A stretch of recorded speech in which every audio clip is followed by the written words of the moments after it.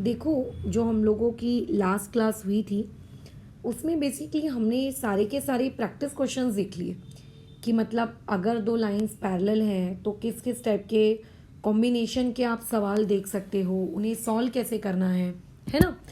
अभी कैसा है, ये उनसे रिलेटेड प्रूफ्स हैं। टोटल 3 प्रूफ्स हैं आप लोगों के पास। अब जैसे मान के चलो मैंने आपसे कह दिया कि देखो यार, ये दोनों लाइंस ना पैरेलल हैं और ये ट्रांसवर्सल लाइन को काट कर जा रही है, तो एक काम करना, इनके अल्टरनेट एंगल्स को इक्वल ले लो। क्यों मानोगे तुम मेरी बात? बताओ, मेरी बात क्यों मानोगे? कोई रीज़न होना चाहिए ना मेरी बात मानने का। या फिर कल को मैंने छोड़ो, किसी ने भी तुम्हें बोल दिया आकर कि अच्छा ये ऐसा ये वैसा, मान लो, क्या हम मानेंगे? Obviously not. हम उस पर्टिकुलर इंसान से प्रूफ मांगेंगे कि भाई कोई ऐसे मुझे सबूत दे जिससे मैं तेरी बात पे यकीन करूं, है ना।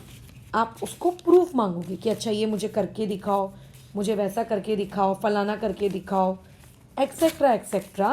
कुछ तो तुम उससे बोलोगे ना, ठीक है, उससे कुछ तो बोलोगे। तो जब तुम उससे कुछ तो बोलोगे कि मुझको ये प्रूफ दिखाओ, मुझे ऐसा करो, मुझे वैसा करो, तो जब वो इंसान आपको प्रूफ दिखा देता है, ठीक है, तो उन्हीं पर्टिकुलर प्रूफ्स को हम लोग यूज़ करते हैं अपनी डे टू डे लाइफ में। हम उन्हें बिना किसी को बताए कि हाँ देखो ये ऐसा, देखो ये वैसा, ये फलाना, ये ढिमकाना, ऐसा नहीं करते। यानी कि डायरेक्ट हम उनके रिजल्ट्स को यूज़ करना शुरू कर देते हैं अपनी डे टू डे लाइफ में। अब जब भी तुम क्वेश्चन सॉल्व करते वक्त ये लिखते हो कि अल्टरनेट एंगल्स इक्वल हैं, करस्पॉन्डिंग एंगल इक्वल हैं, वर्टिकली अपोजिट एंगल इक्वल हैं, क्या उनका पूरा प्रूफ देते बैठते हो? क्या नहीं। किसी ने एक ज़माने में उस चीज़ को प्रूफ करके दिखा दिया है, अब हम सिर्फ उसके रिजल्ट्स को यूज़ करते हैं। हम डायरेक्ट उसके क्या करते हैं, एफर्ट्स को यूज़ करते हैं। हम खुद कोई मेहनत नहीं करते, हम डायरेक्ट उसके रिजल्ट को यूज़ करना शुरू कर देते हैं कि हाँ ये ऐसा, ये वैसा, ये ऐसा, ये वैसा, डन। तो वैसे ही अभी तक हम क्या बातचीत करते हैं कि अगर दो लाइन पैरेलल होती हैं तो दो पैरेलल लाइंस जो होंगी आपकी, ठीक है, वो पैरेलल लाइंस कैसी होंगी? उनके बीच में जो अल्टरनेट एंगल्स फॉर्म हो रहे होंगे वो पर्टिकुलर अल्टरनेट एंगल्स आपस में इक्वल होंगे। अगर दो लाइंस पैरेलल हैं तो उनके बीच में जो करस्पॉन्डिंग एंगल फॉर्म हो रहे होंगे वो आपस में इक्वल होंगे। या फिर जो इंटीरियर एंगल होंगे वो पर्टिकुलर इंटीरियर एंगल्स सप्लीमेंट्री होंगे। ये अभी तक तुम और मैं मानते आए थे कि मान लो, मान लो, मान लो, बट हम क्यों माने? इसका प्रूफ क्या है? इसका रीज़न क्या है? तो आज अभी की क्लास में बेसिकली हम लोग यही प्रूफ और यही रीज़न हम लोग सब देखने वाले हैं, ठीक है। यही सारी बातचीत हम लोगों को अभी बेसिकली क्या करनी है, करनी है। डन? क्या ये बात समझ में आ रही है? ओके, ठीक है। तो अभी आज हम लोग जो पहला प्रूफ देख रहे हैं वो इंटीरियर एंगल थ्योरम का देख रहे हैं, और आगे की क्लासेस में, ठीक है, नेक्स्ट जो हमारी क्लासेस होंगी उसमें हम अल्टरनेट एंगल का और करस्पॉन्डिंग एंगल का, इनका भी प्रूफ देखेंगे। बट आज की क्लास में हम इंटीरियर एंगल का प्रूफ देख रहे हैं, वो भी इनडायरेक्ट तरीके से। इसको दो तरीके होते हैं इस चीज़ को प्रूव करने के, मैं इनडायरेक्ट तरीके से पहले बता रही हूँ, और एक बार जब हम लोग अल्टरनेट और करस्पॉन्डिंग पढ़ लेंगे, ठीक है, तो अल्टरनेट और करस्पॉन्डिंग पढ़ने के बाद वो एक इसी पर्टिकुलर चीज़ को प्रूव करने का मैं एक और तरीका बता दूंगी। मैं तुमसे कई बार कह चुकी हूँ, ज्योमेट्री में ऐसा नहीं होता है कि किसी एक ही पर्टिकुलर स्टेप से आंसर आता है और दूसरी स्टेप तो देख गलत है भैया, ऐसा नहीं होता। किसी दूसरे इंसान की, किसी तीसरे इंसान की, किसी चौथे इंसान की स्टेप्स सही हो सकती हैं बशर्ते उसने लॉजिक्स सही लगाए हों। हाँ, अगर आप लॉजिक्स गलत लगाओगे तो डेफिनेटली चीज़ें गड़बड़ाएंगी, बट अगर आपके लॉजिक सही हैं, ठीक है, तो एक से ज़्यादा तरीके हो सकते हैं क्वेश्चन को सॉल्व करने के। अब जैसे थ्योरम है, थ्योरम में हमेशा एक बात याद रखना, जो ये इफ़ वाला वर्ड होता है, ये जो इफ़ वाला वर्ड होता है ये बेसिकली गिवन को रिजेंबल करता है, और जो ये देन वाला वर्ड होता है ये किसको रिजेंबल करता है?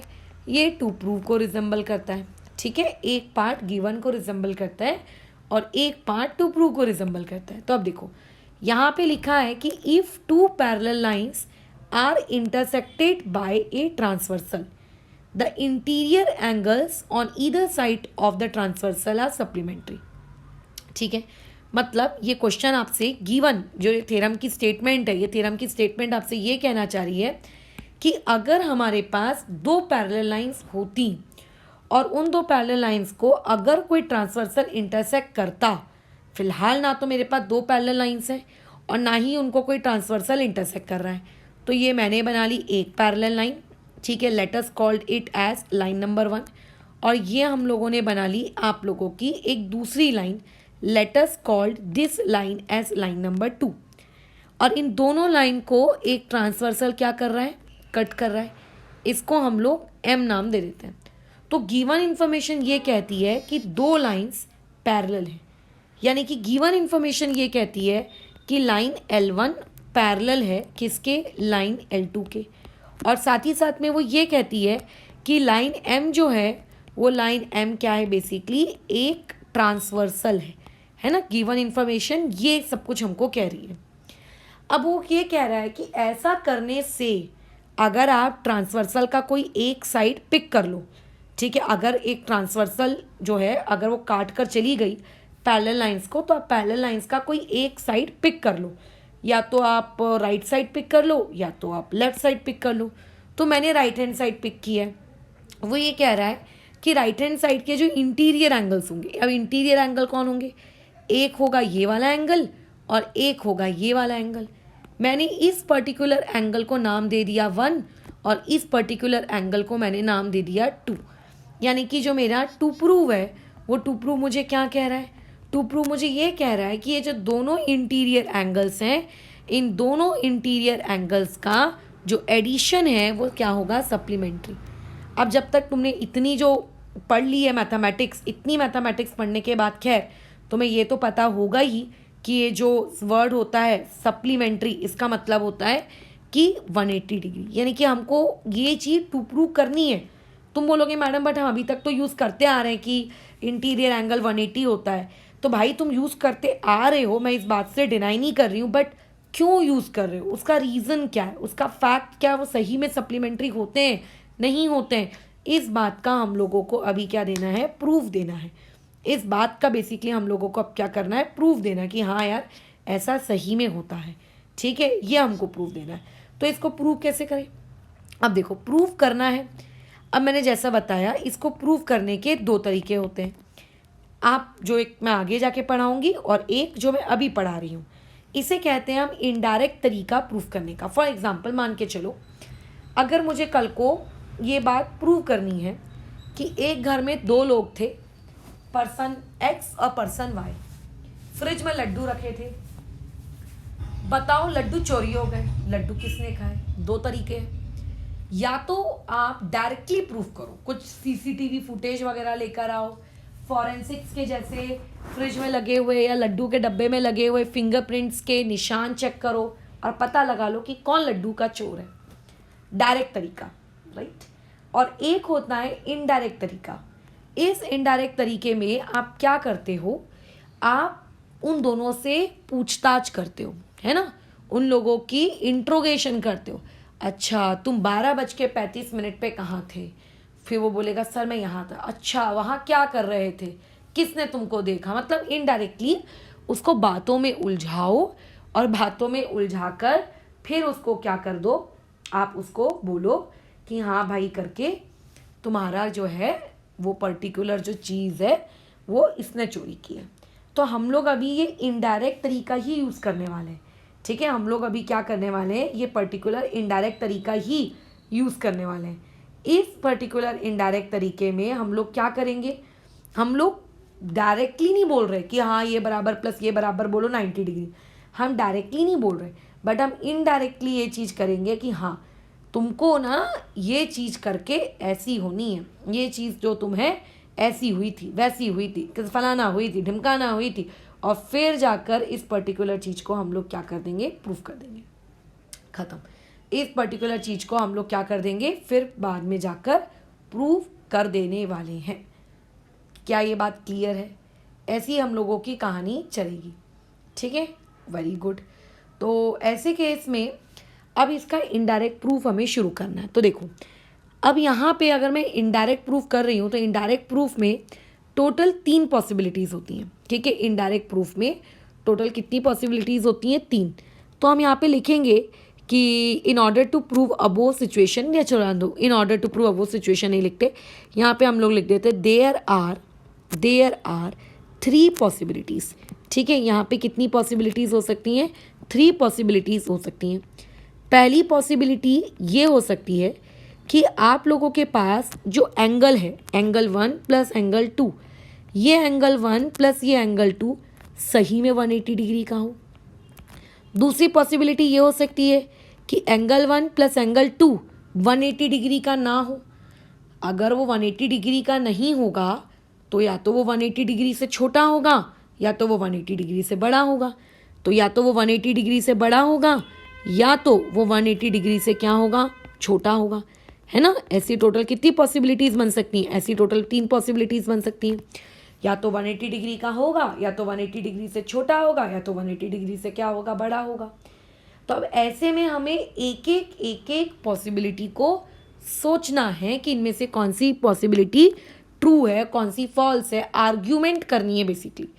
तो इसमें से क्या मैंने किया? मैंने पॉसिबिलिटी नंबर सी को चूज़ किया। अब डायरेक्टली मैं पॉसिबिलिटी नंबर ए को चूज़ नहीं कर रही हूँ, क्योंकि जो चीज़ मुझे प्रूव करनी है अगर उसी को मैं डायरेक्टली चूज़ कर लूँगी तो ऐसे में थोड़ी ना आंसर आएगा। अगर मान लेते हैं कमरे में 3 चोर हैं या 3 लोगों पे आपको शक है कि इसने चोरी की, उसने चोरी की, उसने चोरी की, तो आप क्या करते हो? आप एक एक करके ऑप्शंस को रूल आउट करते हो कि नहीं नहीं यार, ए तो चोरी नहीं कर सकता, नहीं नहीं यार बी तो नहीं कर सकता। जब ए ने नहीं की, जब बी ने नहीं की तो ऑब्वियसली सी ने की होगी, है ना। तो हमारा तो एम ही यही है कि 1 + 2 बराबर हमको 180 डिग्री क्या करना है? प्रूव करना है। बट डायरेक्ट उससे शुरुआत करना ठीक नहीं है ना, इसीलिए हमने शुरुआत किससे कर रहे हैं? बाकी की अदर 2 पॉसिबिलिटीज़ से। तो यहाँ पे मैं अच्छे से लिख लेती हूँ कि कंसीडर के बाद मैंने क्या लिख दिया कि angle 1 plus angle 2 less than 180 degree होगा। इसको हम लोग क्या करते हैं? ट्रू मान लेते हैं। इस पर्टिकुलर चीज़ को हम लोग क्या मान लेते हैं? ट्रू, कि एंगल 1 प्लस एंगल 2 ये दोनों मिला के लेस देन 180 होगा।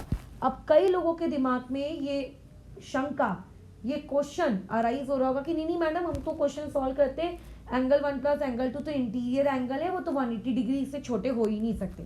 भाई तुम क्वेश्चन बाद में सॉल्व करते हो, पहले प्रूफ आता है। तो जिस इंसान ने पहली बार प्रूफ सोचा होगा उसने ये सोचा कि चलो एक काम करता है, मान लेते हैं। जैसे मैंने बोला चलो मैं मान लेती हूँ कि तुमने चोरी नहीं की, हो सकता है तुम ही चोर हो, राइट, हो सकता है वो पर्सन ए ही चोर हो, बट हम लोग ऐसा बोलते हैं ना, चलो ठीक है मैं तुम्हारी बात मान लेता हूँ कि तुमने चोरी नहीं की, बराबर, तुमने चोरी नहीं की, ठीक है।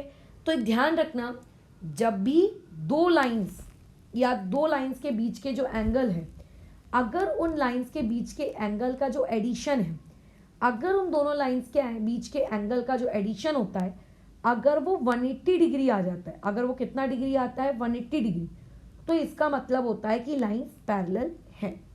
लेकिन अगर 180 डिग्री नहीं आता, 180 डिग्री से छोटा आता है या फिर 180 डिग्री से बड़ा आता है ना, स्पेशली मैं छोटे की बात कर रही हूँ, तो ऐसे में हमारे पास एक बहुत ही हमारे महान साइंटिस्ट होकर गए हैं, ठीक है, जिनको यूजुअली अभी एनसीईआरटी ने जिनका चैप्टर नंबर 5 हटा, मतलब स्कूल वालों ने यूजुअली चैप्टर नंबर 5 यूक्लिड का हटा देते हैं वो लोग।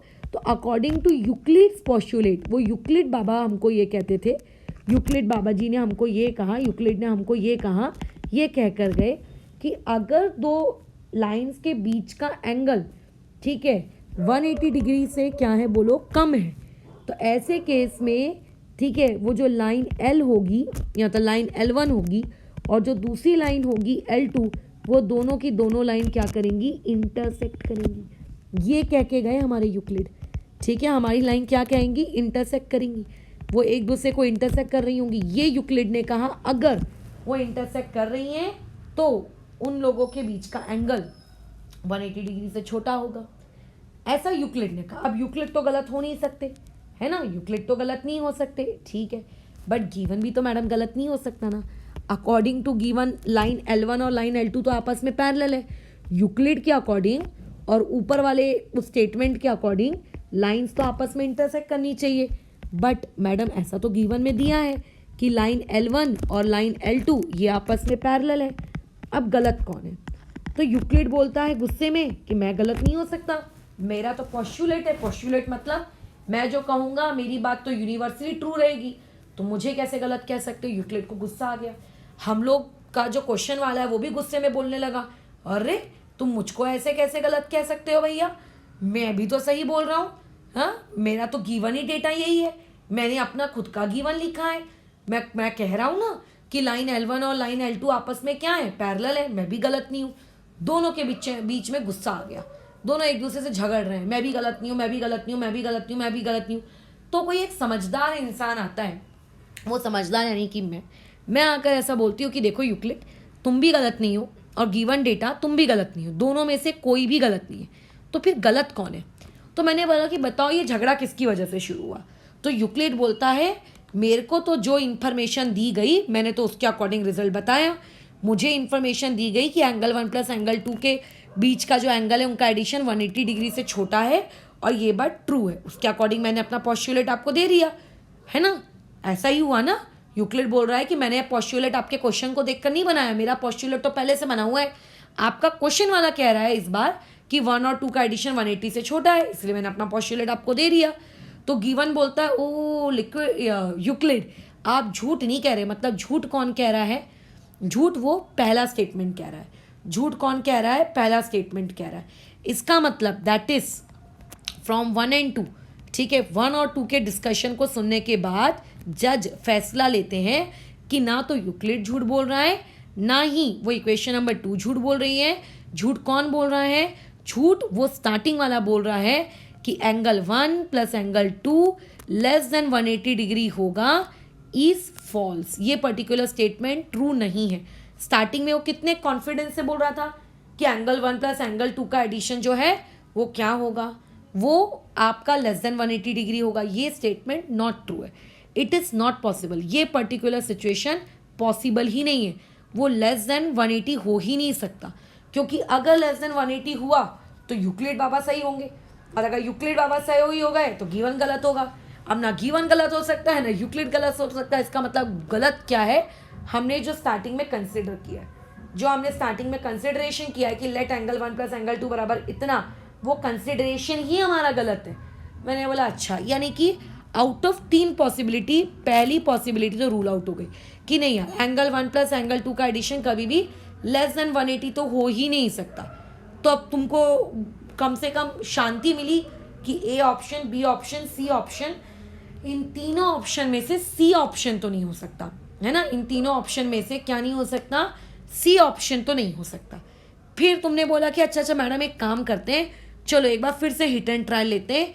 इस बार अपन कंसीडर कर लेते हैं कि angle A plus angle B, इसका जो एडिशन है वो इस बार लेस देन नहीं है, बल्कि इस बार कितना है? 180 डिग्री से क्या है? इस बार ग्रेटर है। बताओ, तुम इतने शैतान बच्चे हो, अभी भी तुमने हार नहीं मानी। तुम अभी भी बोल रहे हो कि चलो इस बार मैडम अपन दूसरा लेट कर लेते हैं, इस बार दूसरी चीज़ को लेट कर लेते हैं कि इस बार angle A plus angle B का एडिशन है 180 डिग्री से बड़ा है, और ये स्टेटमेंट कैसी है? ट्रू है। ये स्टेटमेंट क्या है? पर्टिकुलर ट्रू है। ऐसा तुमने कहा, ठीक है, ऐसा तुमने मुझको कहा। खैर, अब तुमने कह दिया है तो इस कही वाली चीज़ को ज़रा चेक कर लेते हैं कि तुम सही कह रहे हो कि तुम झूठ कह रहे हो, है ना। चेक कर लेते हैं। हम चले चेक करने के लिए। इसको चेक करने के लिए आप ये यूक्लिड की हेल्प नहीं ले सकते, क्योंकि यूक्लिड लेस देन 180 वालों के बारे में बोलता है। फिर आप कैसे प्रूव करें इस बात को? तो इस बात को प्रूव करने के लिए हमको थोड़े और एंगल्स लेने पड़ेंगे। इस एंगल को हम अपना एंगल 3 ले लेते हैं, इस एंगल को मैं अपना एंगल 4 ले लेती हूँ। मुझे इस बार थोड़े अदर एंगल्स की भी नीड पड़ेगी। इस बार मुझे थोड़े अदर एंगल्स की भी नीड पड़ेगी। अब मुझे एक बात बताओ, अगर तुम लाइन 1 को देखते हो तो तुम्हें नहीं लगता कि 1 + 3 बराबर 180 होना चाहिए? अगर तुम लाइन 2 को देखते हो तो तुम्हें नहीं लगता 2 + 4 बराबर 180 होना चाहिए बिकॉज ऑफ लीनियर पेयर?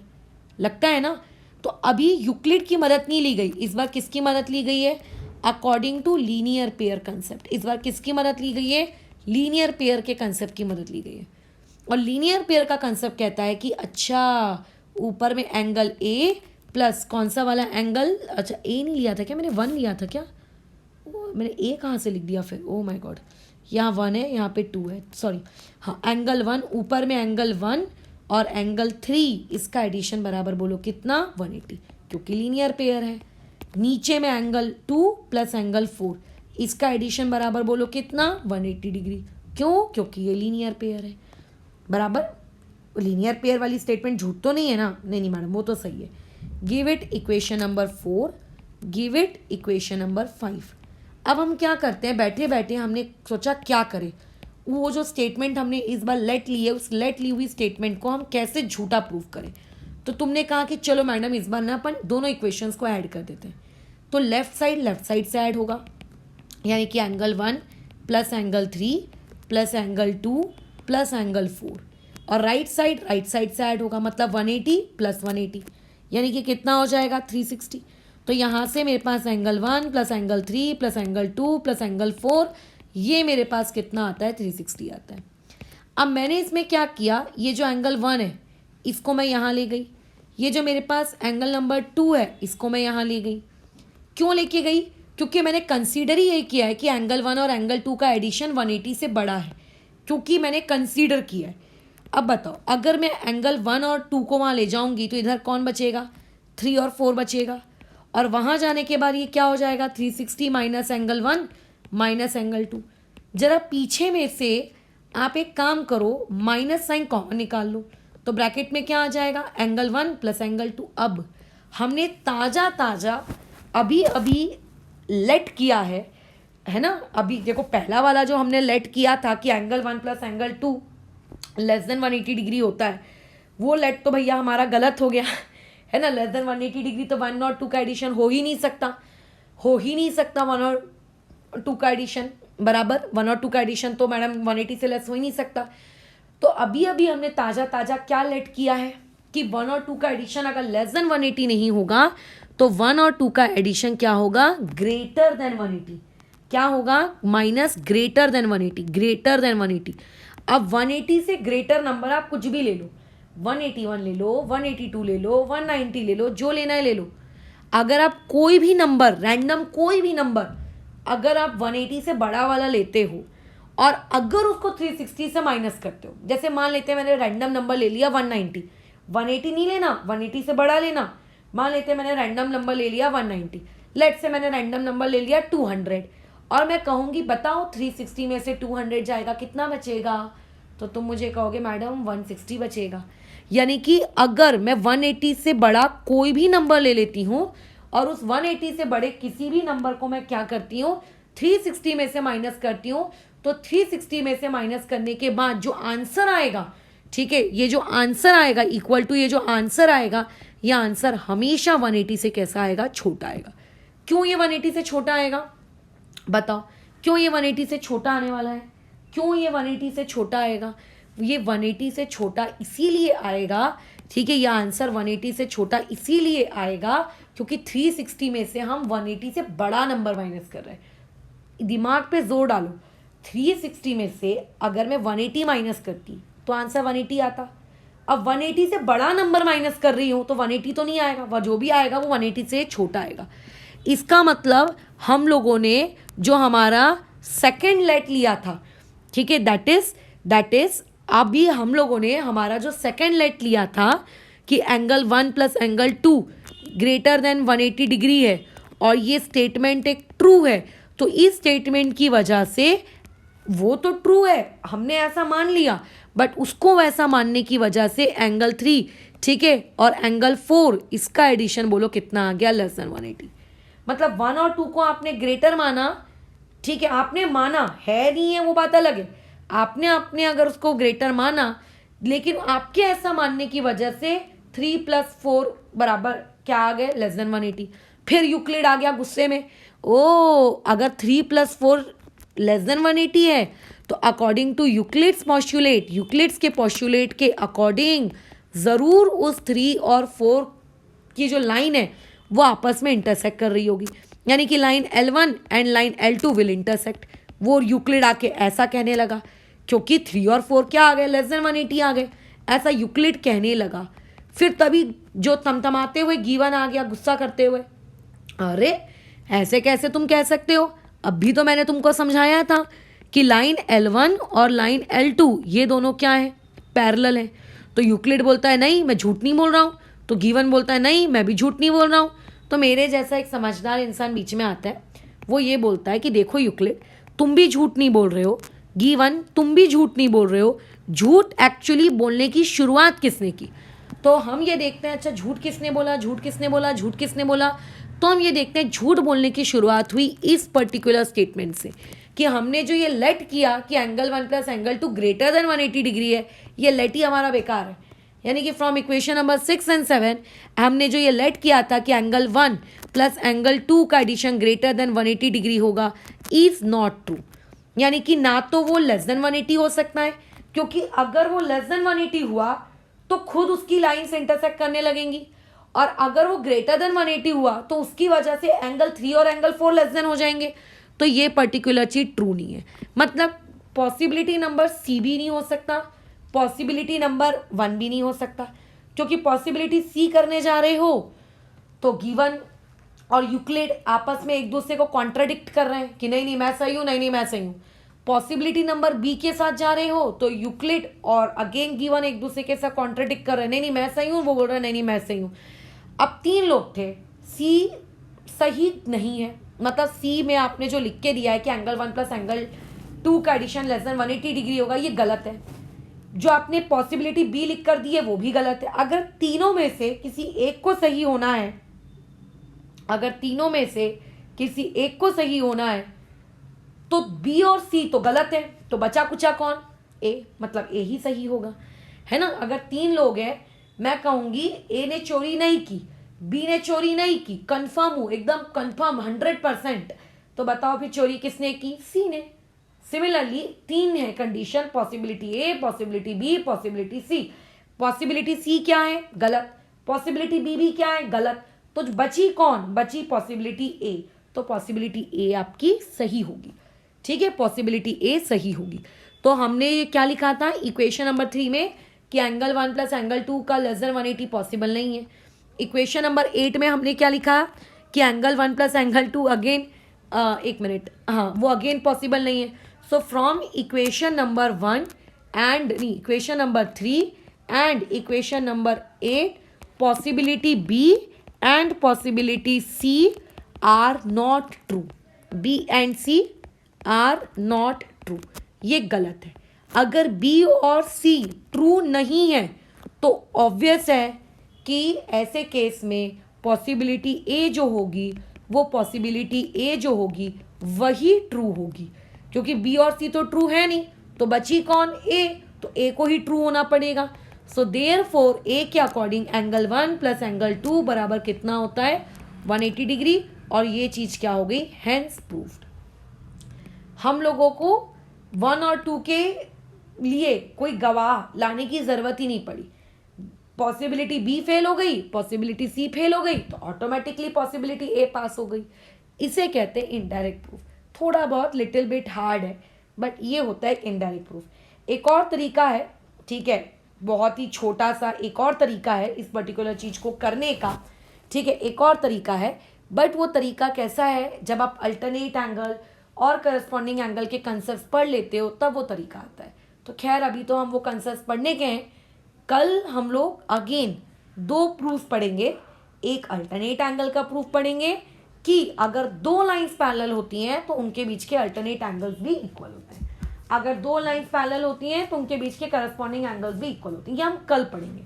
फिलहाल इस क्लास को यहाँ रोकते हैं, ठीक है।